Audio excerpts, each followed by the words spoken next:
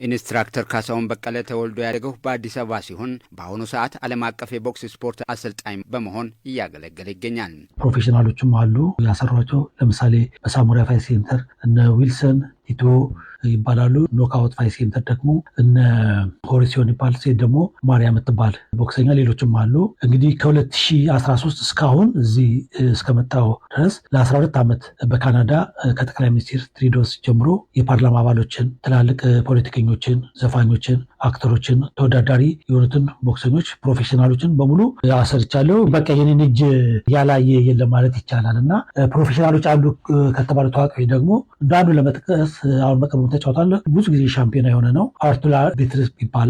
እንደገና ደግሞ በአማትር 2 ብሔራዊ ቡድኖች አሉ ያሰሯቸው እነ ኬቨን የተባሉ ቦክሰኞች አሉ። አሁን ለካናዳ ይጫወታሉ። ዛሬ ወደዚህ የመጣሁት ለኢትዮጵያ ቦክስ ፌዴሬሽን ስጦታ ይዤ ነው። ኢንስትራክተር ካሳሁን በቀለ በርክክብ መርሃ ግብሩ እንደገለጸው እንደ አውሮፓውያኑ አቆጣጠር በ1991 በተካሄደው የምስራቅና መካከለኛው አፍሪካ ሀገራት የቦክስ ስፖርት ሻምፒዮና የብር ሜዳሊያ ለኢትዮጵያ ማስገኘቱንም ተናግሯል።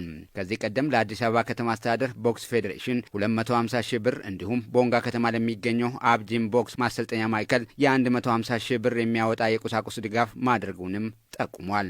በ2019 ለአዲስ አበባ ቦክስ ፌዴሬሽን ግምቱ ወደ 250 ሺህ ብር የሚሆን ነው ስጦታዎችን ሰጥቼ እነሱም ሰርቲፊኬቶችን ሰጥተውኛል። ከዓመት በፊት ደግሞ 2 ጊዜ ልኩት በቦንጋ በአብጂም የቦክስ ስጦታ ይዤ ግምቱ 150 ሺህ ብር የሚሆን ነው እና የቦክስ ስልጠናን በመስጠት በማበረታታት በማነቃቃት ከዛ ተመልሻለሁ። አሁን ደግሞ ለኢትዮጵያ ቦክስ ፌዴሬሽን 700 ሺህ ብር የሚጠጋ ወጪ በማድረግ የቁሳቁስ ድጋፍ እንዳደረገ ገልጾ ድጋፉን አጠናክሮ እንደሚያስቀጥል ኢንስትራክተር ካሳሁን በቀለ አረጋግጧል። በእርግጥ ለኢትዮጵያ ቦክስ ፌዴሬሽን የመጀመሪያ ቢሆንም ለየት የሚያደርገው በርከት ያሉ እቃዎችን ናቸው። ዋጋው በኢትዮጵያ ሲተመን በግምት ከ6 እስከ 700 ሺህ የሚያወጡ ይሆናሉ።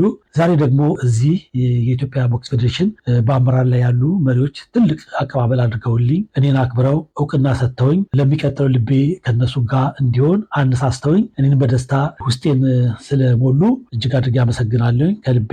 እንደገና በዚህ አጋጣሚ ይህን ድጋፍ እንዳደርግ ያነሳሳ ነገር ቢኖር ኢትዮጵያ ሀገሬ ባለውለታዬ ናት። ሁሌም በልቤ ይዣት እያሰብኳት ነው የምኖረው እና በአጠቃላይ በዓለም ዙሪያ ሄጄ የተለያዩ ሰዎች አገሮችን ያሰራሁት አገሬ አሰልጥናኝ፣ አብልታኝ፣ አሳድጋኝ ለወግ ማድረግ ስላደረሰችኝ ውለታው ይህ በቂ ባይሆንም የከፈሉትን ዋጋ ለመክፈል በማሰብ ነው። ወደፊት ያሰብኳቸው በውጭ የተለያዩ ስልጠናዎችን፣ ልምዶችን ያካበትኩትን በሀገር ኢትዮጵያ ሌሎችን ወግ ማድረግ ለማድረስ ለሀገሬ ለመስራት ብዙ እቅዶች አሉ። እንግዲህ እግዚአብሔር ይረዳኛል ብዬ አስባለሁ። በዚህ አጋጣሚ ኢትዮጵያ ውለታ የዋለችላችሁ በስፖርት በተለያዩ ነገር ያስተማረቻችሁ ኢትዮጵያውያን በውጭ ያላችሁ እናንተም የበኩላችሁን እጃችሁን ብዘረጉ የበላችሁበትን እጅ ደግሞ ብታስቡ ብዬ በዚህ አጋጣሚ እናገራለሁ። የኢትዮጵያ ቦክስ ፌዴሬሽን ምክትል ፕሬዝዳንት አቶ አብዱል ሰመድ መሐመድ ኢንስትራክተር ካሳሁን በቀለ ለቦክስ ስፖርት የበኩሉን ለመወጣት በራስ ተነሳሽነት መምጣቱ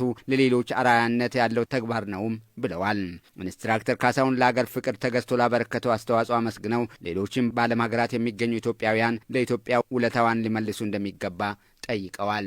የቀድሞ ሀገራቸውን ወክለው በተለያየ ዓለም ለስራ ላይ ያሉ የቀድሞ ቦክሰኞች ለሀገራቸው የተለያዩ አስተዋጽኦ እያደረጉ ይገኛሉ። በአሁኑ ሰዓት ኢንስትራክተር ካሳሁን ለሀገሩ ለወጣበት ቤት አስተዋጽኦ ለማድረግ እንደመጣ ሁሉ እንደዚህ አይነት መልካም ተነሳሽነትን ተጠር የሆኑ ስራዎችን የሚሰሩ መልካም ኢትዮጵያውያኖች ብቅ እያሉ ይገኛሉ። በዚህም አጋጣሚ ኢንስትራክተር ካሳሁንን እጅግ አድርጌ ማመስገን እፈልጋለሁ። እጅግ በጣም ቁጥሩ ብዙ የሆነ 600 ሺህ ብር አካባቢ ሊያወጣ የሚችል ሀገር ውስጥ በቀላሉ ሊገኝ የማይችል የሆኑ የስፖርት ትጥቆችን አምጥቶ የኢትዮጵያ ቦክስ ፌዴሬሽን አበርክቷል። ይህንንም እኛም እንደዚሁ ለሚመለከታቸው ለታዳጊዎች፣ ለክልሎች በተዋረድ ሁሉም ለሚመለከታቸው አካባቢዎች የምናከፋፍለው ይሆናል። ስለዚህ በእነሱ ስም እጅግ አድርጌ ላመሰግን እወዳለሁ።